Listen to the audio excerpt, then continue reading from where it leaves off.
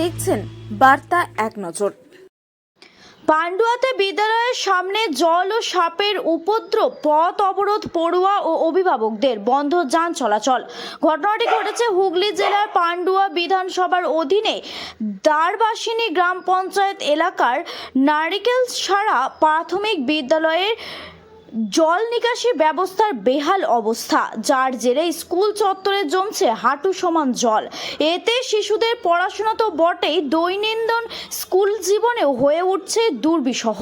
Mid day মিলের খাবারের ব্যবস্থাও ঠিকঠাক না থাকায় ক্ষোভে ফেটে পড়েছেন ছাত্রছাত্রীদের অভিভাবকেরা।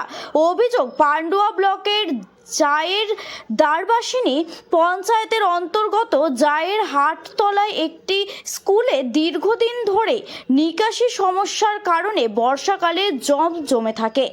নেই পাকা ড্রেন, সঙ্গে যুক্ত রয়েছে নতুন বিপদ, স্কুল চত্বরে সাপের উপদ্রব ক্রমশই বাড়ছে।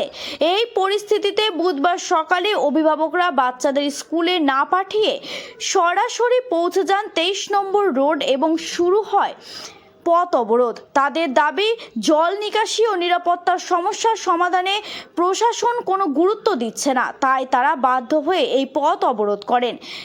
এখনও চলছে পথ অবরোধ। অবরোধের জেরে সম্পূর্ণ ক্ষুব্ধ হয়ে পড়েছে 23 নম্বর রোডে যান চলাচল। বিভিন্ন দিক থেকে আটকে পড়েছে স্কুল বাস, অটো, যাত্রীবাহী বাস ও অ্যাম্বুলেন্স। পরে ঘটনাস্থলে আসেন পান্ডুয়া থানার পুলিশ। অবরোধকারীদের বুঝিয়ে অবরোধ তোলার অনুরোধ করলে তারা স্পষ্ট জানান, বিডিও ম্যাডাম নিজে না এলে তারা অবরোধ তুলবেন না। স্থানীয় প্রশাসনের পরিস্থিতি নিয়ন্ত্রণে আনার চেষ্টা চালাচ্ছে। তবে ঘটনাকে ঘিরে শিক্ষা ব্যবস্থার কাঠামো নিয়ে ফের প্রশ্ন উঠছে। অভিভাবকদের বক্তব্য, স্থানীয় সমাধান না হলে ভবিষ্যতে আরো বড় আন্দোলনে নামবে তারা। হুগলির পান্ডুয়া থেকে রাজেশ দেবনাথের রিপোর্ট, বার্তা এক নজর। ছোট ছোট বাচ্চা স্কুলে বাচ্চাদের নিয়ে বসার কি অভিযোগ? আমাদের স্কুলে জল জমে আছে, স্কুলে স্কুলে যেতে পারছে না, স্কুলে পড়ে যাচ্ছে,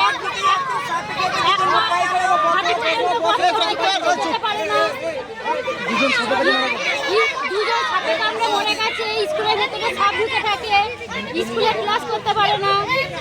কি নাম আপনার? শিল্পা পাল।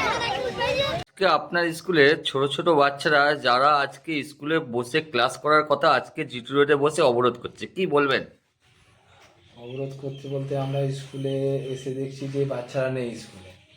তো শুনলাম বিভিন্ন লোক কথাবার্তা বলছে যে গার্জেনরা, গ্রামবাসীরা নাকি বাচ্চাটা করে স্কুলে আজকে ঢুকতে দেয়নি, স্কুল থেকে নিয়ে চলে গেছে। এসে দেখছি স্কুলে একটা বাচ্চাও নেই। তো আমার শোনা কথা যে ওরা নাকি এই স্কুলের অবস্থা দেখেই ওরা আন্দোলন করতে গেছে, কিন্তু তাছাড়া সেইভাবে আমার কাছে এখনো তো কিছু তথ্য আছে। স্কুলে যে জল জমছে, এটা আগে কোনো কর্তৃপক্ষকে, ঊর্ধ্বতন কর্তৃপক্ষকে জানিয়েছিলেন আপনি? হ্যাঁ, আমি কিছু ঊর্ধ্বতন কর্তৃপক্ষকে অনেকদিন আগে থাকতেই জানিয়েছি, তো সেইভাবে কোনো রকম এখনও কাজ হয়নি। বলছি, আজকে যে স্কুলে যে মিড ডে মিল, তার মিড ডে মিলের ব্যাপারটা কি আজকে রান্না হবে? বাচ্চা না থাকলে কি করে আমরা রান্না করবো? একটা বাচ্চাও প্রেজেন্ট নেই আজকে স্কুলে, তাই জন্য আজকে মিড ডে মিল বন্ধ আছে। আপনার সঙ্গে কোনো শিক্ষা দপ্তর থেকে বা কোনো অধিকার যোগাযোগ করেছিল? না, আমি জানিয়েছি। না, এই মুহূর্তে কেউ যোগাযোগ করেছিল আপনার সাথে? এই মুহূর্তে এসআই স্যার পরিস্থিতি জিজ্ঞাসা করেছিলেন আমাকে। আমি বললাম এরকম বাচ্চা আসেনি, ওরা মনে হয় গার্জেনরা নিয়ে অবরোধে গেছে।